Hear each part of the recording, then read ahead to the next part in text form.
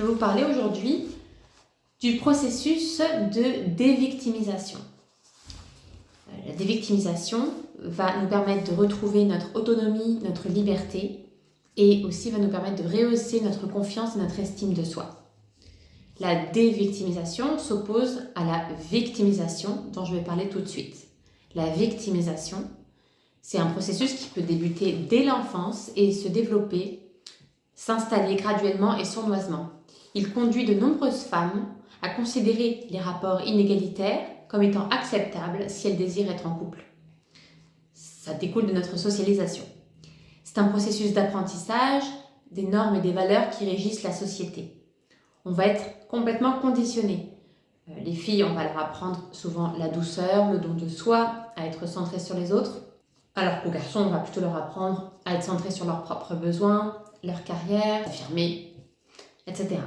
Donc les femmes vont souvent chercher à plaire, à se préoccuper des autres, et ça va entraîner une certaine vulnérabilité, notamment au regard de l'autre. La victimisation, ça va entraîner des doutes sur nos perceptions, nos capacités, notre valeur. On devait résumer la victimisation, je trouve, en une phrase clé, ce serait que c'est l'apprentissage du sentiment d'impuissance et aussi de doute, de culpabilité, et qu'il conduit au déni de nos besoins réels. C'est aussi un renoncement à notre pouvoir sur notre vie, à notre potentiel.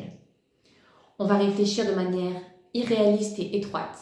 On va avoir du mal à identifier nos besoins et on va même prendre des décisions non stratégiques, voire même nuisibles, parce qu'on a toujours été formé à se mettre en deuxième.